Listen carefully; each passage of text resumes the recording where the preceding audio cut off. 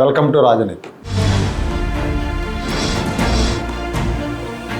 2024 ఎన్నికల్లో ఆంధ్రప్రదేశ్లో ఎన్డీఏకి మద్దతుగా నిలిచిన కులాల మధ్య విభేదాలు సృష్టించి 29 ఎన్నికల్లో గెలుపు కోసం వైఎస్ఆర్ కాంగ్రెస్ పార్టీ అధినేత జగన్మోహన్ రెడ్డి గారు వ్యూహరచన చేస్తున్నారు.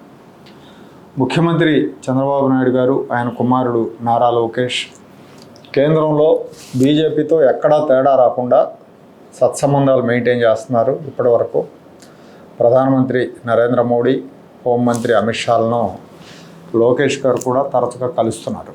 రాష్ట్రానికి రావాల్సిన నిధులు, ప్రాజెక్టుల విషయంలో కేంద్రం ఉదారంగా ఉంటే చాలు, మా ఇంకేం అక్కర్లేదు అన్నట్టుగా వీళ్ళు వ్యవహారం నడుపుతున్నారు. విశాఖలో డేటా సెంటర్ల ఏర్పాటు విషయంలో కూడా ఏపీ సీఎం విజ్ఞప్తి మేరకు కేంద్రం పాలసీలో మార్పులు తెచ్చింది. దాని మూలంగా ఇప్పుడు విశాఖకు 3-4 డేటా సెంటర్లు వచ్చినాయి. ఎక్కడా కూడా రెండు పార్టీల మధ్య సంబంధాలు బెసకటం లేదు, బెసికే అవకాశాలు కనిపించట్లేదు. అలాగే జనసేన, తెలుగుదేశం మధ్య కూడా తేడాలు రావట్లేదు. సోషల్ మీడియాలో రెండు పార్టీలు అత్యుత్సాహంగా వాళ్ళు ఉంటారు కదా, జనరల్గా సోషల్ మీడియాలో ఎక్కువ మంది వాళ్ళే ఉంటారు. వీళ్ళు పరస్పరం అప్పుడప్పుడు విమర్శలు చేసుకుంటున్నప్పటికీ రెండు పార్టీల నేతలు ఒక అవగాహనతో ముందుకెళ్తున్నారు. పవన్ కళ్యాణ్ సూచనలను చంద్రబాబు నాయుడు గారు అమలు చేస్తున్నారు. కొన్ని విషయాల్లో పవన్ కళ్యాణ్ ఏదైనా చెప్తే దాన్ని వెంటనే ఆచరిస్తున్నారు. అలాగే జగన్మోహన్ రెడ్డి అనే అరాచకుడు మళ్ళీ రాకుండా ఉండాలన్నా, ఆంధ్రప్రదేశ్కు మంచి భవిష్యత్తు కావాలన్నా తెలుగుదేశం జనసేన ఐక్యత ఇంకో 10-15 ఏళ్ళు కొనసాగాలని పవన్ కళ్యాణ్ పదే చెప్తున్నారు. పవన్ కళ్యాణ్కు అన్ని సామాజిక వర్గాల్లో అభిమానులు ఉన్నప్పటికీ ప్రధానమైన బలగం కాపులు. మొన్నటి ఎన్నికల్లో పవన్ ఎఫెక్టు, అలాగే జగన్ మీద ఉన్న వ్యతిరేకతతో కాపు కులం వాళ్ళు ఎక్కువ శాతం కూటమికి ఓట్లేశారు. ఇక తెలుగుదేశం ప్రధాన బలం బీసీలు, కమ్మ సామాజిక వర్గం. కమ్మ సామాజిక వర్గాన్ని బూచిగా చూపించి కాపులను కూటమికి, పవన్ కళ్యాణ్కు దూరం చేసే ప్రయత్నాల్లో వైసీపీ ఉన్నట్టు రాజకీయ వర్గాల్లో ప్రచారం జరుగుతూ ఉంది. కాపులతో రాజకీయం చేయటం కాంగ్రెస్ పార్టీకి, ముఖ్యంగా వైఎస్ ఫ్యామిలీకి ముందు నుంచి అలవాటు. తెలుగుదేశం పార్టీ పుట్టాక 1983-85 ఎన్నికల్లో కాపులు గుండుగుత్తగా ఆ పార్టీకి ఓట్లేశారు. గోదావరి జిల్లాలో కాంగ్రెస్ పార్టీని తుడిచిపెట్టేశారు. 88లో విజయవాడలో వంగవీటి మోహన్ రంగా హత్య తర్వాత కమ్మ కులస్తులు ఇళ్ళు, వ్యాపారాల మీద దాడులు, విధ్వంసాలు జరిగినాయి. ఆ గొడవల్లో 40 మందికి పైగా చనిపోయారు. రంగా హత్య తర్వాత వైఎస్ రాజశేఖర రెడ్డి కాపులను బాగా రెచ్చగొట్టారు. రంగా హత్యకు ప్రతీకారం తీర్చుకుంటామని సంతాప సభల్లో ఆవేశపూరిత ప్రసంగాలు కూడా చేశారు ఆయన. ఆ తర్వాత 89లో వచ్చిన ఎన్నికల్లో కాపులు టీడీపీకి వ్యతిరేకంగా స్టాండ్ తీసుకున్నారు. టీడీపీ ఓడిపోయింది, కాంగ్రెస్ గెలిచింది. 94లో మళ్ళీ తెలుగుదేశం గెలిచింది. చాలా రికార్డు మెజారిటీతో రికార్డు స్థానాల్లో విజయం సాధించింది. కాంగ్రెస్కి ప్రతిపక్ష హోదా కూడా దక్కలేదు. ఇది ఆ తర్వాత రాజశేఖర రెడ్డి రెండోసారి పీసీసీ ప్రెసిడెంట్ అయ్యారు. ప్రెసిడెంట్ అయిన తర్వాత రంగా హత్యకు ప్రతీకారం తీర్చుకుంటానని చెప్పిన రాజశేఖర రెడ్డి రంగా హత్యకు సూత్రధారిగా కేసు ఎదుర్కొన్న దేవినేని నెహ్రూని పక్కన కూర్చోబెట్టుకున్నారు. తన పార్టీలో చేర్చుకున్నారు, తన వర్గంలో చేర్చుకున్నారని చెప్పాలి. కాంగ్రెస్ నేతలు సందర్భం ఉన్నా లేకున్నా 88 నుంచి చంద్రబాబు నాయుడు రంగాన్ని చంపించారని పదే ఆరోపణలు చేసి తర్వాత తరం కాపు యువతలో చంద్రబాబే రంగాన్ని చంపించారేమో అన్న అనుమానాన్ని కలిగించారు. ఒక అబద్ధాన్ని పదే ప్రచారం చేసి అదే నిజమని నమ్మించడంలో వీళ్ళని మించిన నిష్ణాతులు ఎవరూ లేరు. వాస్తవానికి టీడీపీలో దేవినేని నెహ్రూ ఉన్నప్పుడు కూడా ఆయనకి చంద్రబాబుతో అంత సన్నిహిత సంబంధాలు లేవు. ఆయన దగ్గుబాటి వెంకటేశ్వరరావు గారి వర్గంలో ఉండేవారు. చంద్రబాబు ఎన్టీఆర్ని దించినప్పుడు కూడా ఆయన ఎన్టీఆర్తో ఉన్నారు, కానీ చంద్రబాబు వైపు వెళ్ళలేదు. అది రాజశేఖర రెడ్డి అప్పుడు ఆ విధంగా చేస్తే, తర్వాత ఆయన కుమారుడు జగన్మోహన్ రెడ్డి వైఎస్ఆర్ కాంగ్రెస్ పార్టీ పెట్టి ఆయనకు కూడా కాపు కులం మీద ప్రత్యేకమైన శ్రద్ధ ఏం లేదు, రాజకీయంగా వాడుకునే ప్రయత్నం చేస్తుంటారు. రంగా కుమారుడు రాధాకృష్ణకి తన పార్టీలో ఆయన సరైన అవకాశం ఇవ్వలేదు. కోస్తా జిల్లాల్లో పర్యటిస్తానని ఒక టైంలో ఆయన ప్రపోజల్ పెడితే రాధాకృష్ణ వైసీపీలో ఉన్నప్పుడు దానికి జగన్మోహన్ రెడ్డి ఒప్పుకోలేదు. ఆ తర్వాత కాలంలో నెహ్రూ కుమారుడు అవినాష్ని వైసీపీలో చేర్చుకున్నారు. విజయవాడ రాజకీయాల్లో బాగా ప్రోత్సహిస్తున్నారు. చంద్రబాబు ఏమో కాపులకు కార్పొరేషన్ పెట్టి 2014-19 మధ్యలో 1000 కోట్లు ఇచ్చాడు. ఈడబ్ల్యూఎస్ రిజర్వేషన్లో 5% కాపులకు కేటాయించారు. మిగతా వర్గాలు వ్యతిరేకిస్తాయని తెలిసినా కూడా 5% కాపులకు ఇచ్చారు.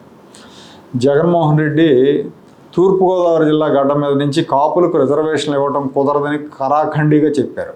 అయినా కూడా ఆ ఎన్నికల్లో కాపులు మెజారిటీ కాపులు వైసీపీ వైపు వెళ్ళారు. కొంతమంది పవన్ కళ్యాణ్ విడిగా పోటీ చేసినప్పుడు కొంతమంది పవన్ కళ్యాణ్ వైపు, కొంతమంది వైసీపీ వైపు వెళ్ళారు. సో అధికారంలోకి వచ్చిన తర్వాత పవన్ కళ్యాణ్ మీద వేధింపులకు పాల్పడ్డాడు జగన్మోహన్ రెడ్డి. ఆయన మీద వ్యక్తిగత విమర్శలు చేయించాడు, తనే స్వయంగా విమర్శలు చేశాడు. పవన్ కళ్యాణ్ భార్యల మీద కామెంట్లు చేశాడు. 2024 ఎన్నికల్లో జనసేన టీడీపీ మధ్య పొత్తు కుదరటానికి జగన్మోహన్ రెడ్డి అరాచక వైఖరే కారణం. పొత్తు కుదిరిన తర్వాత మెజారిటీ కాపులు అప్పటికే జగన్మోహన్ రెడ్డి పరిపాలన చూశారు కాబట్టి మెజారిటీ కాపులు ఆయన మీద అసహ్యంతో కూటమి వైపు నిలిచారు. ముద్రగడ పద్మనాభరెడ్డి స్వార్థ రాజకీయాలను కూడా వాళ్ళు గమనించారు. ఇతని కాపు రిజర్వేషన్ల కంటే చంద్రబాబు మీద ఉన్న ద్వేషమో లేకపోతే తన సొంత ప్రయోజనాలు ముఖ్యమని వాళ్ళు గమనించుకున్నారు, ఆయన వదిలించుకున్నారు. సో ఇప్పుడు వీళ్ళంతా కూడా కూటమికి సపోర్ట్ చేస్తున్నారు కాబట్టి ఏదో ఒక రకంగా కాపు వర్గాన్ని పవన్ కళ్యాణ్కు తెలుగుదేశం పార్టీకి దూరం చేసే ప్రయత్నాలు చేస్తున్నారు. ఓడిపోయాక 2024 ఎన్నికల్లో వైసీపీ ఘోరంగా ఓడిపోయిన తర్వాత ఆ పార్టీలో ఘనా పార్టీలు అనుకున్న వాళ్ళంతా కూడా నోర్లు మూసుకుని కూర్చుంటే కృష్ణా జిల్లాలో పేరు నాని ద్వారా పవన్ కళ్యాణ్ మీద దాడి చేయించారు. చంద్రబాబు, లోకేష్ మీద తీవ్రమైన విమర్శలు గుప్పించేట్టు ఆయనతో మాట్లాడించారు, వ్యక్తిగత విమర్శలు చేయించారు. ఎందుకంటే ఆ రకంగా రెచ్చగొట్టిన తర్వాత పేరు నానిని అరెస్ట్ చేస్తే కాపు నాయకుడిని అరెస్ట్ చేశారని కాపులను రెచ్చగొట్టే వ్యూహం పన్ని ఆ రకంగా పవన్ కళ్యాణ్ కొంతమంది కాపులను దూరం చేయవచ్చని అనుకున్నారు. అది పెద్దగా ఫలించలేదు. అలాగే కందుకూరులో జరిగిన హత్య విషయం అందరికీ తెలిసిందే. వ్యక్తిగత కక్షల నేపథ్యంలో హత్య జరిగింది. ఆ హత్యను కూడా కులాలకు పూశారు. దాసర్ రాము అనే అతను, అలాగే వంగవీటి నరేంద్ర అనే అతను, కొన్ని టీవీ ఛానళ్ళు, కొన్ని యూట్యూబ్ ఛానళ్ళు అన్నీ కూడా కాపులపై కమ్మాళ దాడి అన్నట్టుగా క్రియేట్ చేశారు, విమర్శలు గుప్పించారు, గ్యాప్ తీసుకొచ్చే ప్రయత్నం చేశారు. అక్కడ కూడా పెద్దగా సక్సెస్ కాలేదు. దాని వెనక కూడా జగన్మోహన్ రెడ్డి ఉన్నారన్న ప్రచారం జరిగింది. ఇప్పుడు తాజాగా సస్పెండ్ అయిన ఐపీఎస్ అధికారి సునీల్ కుమార్ కొత్త పాట మొదలుపెట్టారు. ఆయన మొన్న ఏదో అంబేద్కర్ విగ్రహావిష్కరణ సభలో కాపులు, దళితులు ఏకమైతే రాజ్యాధికారం వస్తుంది, మీరు ముఖ్యమంత్రి పదవి తీసుకోండి, మేము ఉప ముఖ్యమంత్రి పదవి తీసుకుంటాం అన్నారు. ఆల్ ఇండియా సర్వీస్ అధికారులు ఇలా మాట్లాడకూడదు, కానీ సునీల్ కుమార్ మాట్లాడారు. ఈ మాటల వెనక కూడా జగన్మోహన్ రెడ్డి ఉన్నారన్న ప్రచారం జరుగుతోంది. సునీల్ కుమార్ జగన్మోహన్ రెడ్డిని కలవటం, వైసీపీలో చేరే విషయాన్ని చర్చించటం, ఆ తర్వాతే ఈ వ్యాఖ్యలు చేశారు అన్న ప్రచారం జరుగుతూ ఉంది. పవన్ కళ్యాణ్ ఎట్టి పరిస్థితుల్లోనూ చంద్రబాబుకు దూరం కాడన్న నిర్ధారణకు వచ్చిన తర్వాత ఏదో ఒక విధంగా కాపులను పవన్ నుంచి దూరం చేయటమే లక్ష్యంగా పెట్టుకున్నారు జగన్మోహన్ రెడ్డి. దానికోసం రకరకాల ప్రయత్నాలు చేస్తున్నారు, భవిష్యత్తులో ఇంకా చేస్తారు. ఇదే విషయాన్ని, ఈ జరుగుతున్న విషయాన్ని, వ్యవహారాలన్నింటినీ కూడా ఏపీ ఇంటెలిజెన్స్ వర్గాలు ప్రభుత్వ పెద్దల దృష్టికి తీసుకెళ్ళినట్టు తెలుస్తూ ఉంది. ఏపీ ప్రశాంతంగా ఉండాలన్నా, అభివృద్ధి చెందాలన్నా కూటమి ఇంకో 10 ఏళ్ళు అధికారంలో ఉండాలి, పవన్ కళ్యాణ్ చెప్పినట్టు లేదా చంద్రబాబు చెప్పినట్టు. దీన్ని విచ్ఛిన్నం చేసేందుకు జగన్మోహన్ రెడ్డి రకరకాల ప్రయత్నాలు చేస్తూనే ఉంటారు. ఎందుకంటే ఈ రెండు కులాల మధ్య రిఫ్ట్ తీసుకొచ్చి వీళ్ళు విడిపోతే తనకు అడ్వాంటేజ్ ఉంటుందని ఆయన అనుకుంటున్నారు. సో ఇక్కడ ఏంటంటే జనసేన, టీడీపీ నాయకుల మధ్య మంచి అవగాహన ఉంది. ఆయన ప్రయత్నాలు ఫలించే అవకాశం లేదు. గ్రౌండ్లో పనిచేసే కార్యకర్తలకు కూడా అండర్స్టాండింగ్ ఉంది రెండు పార్టీల కార్యకర్తలకి. కానీ సోషల్ మీడియా కార్యకర్తలు మాత్రం అది లేదు.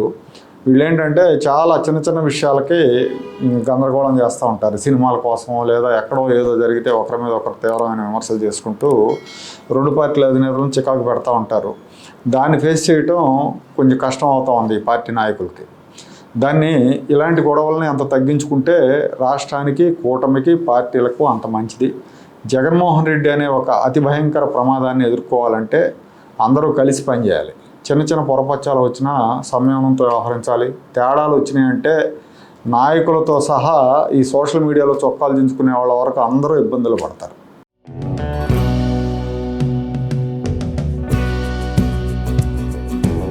Like, share and subscribe to Rajaniti channel.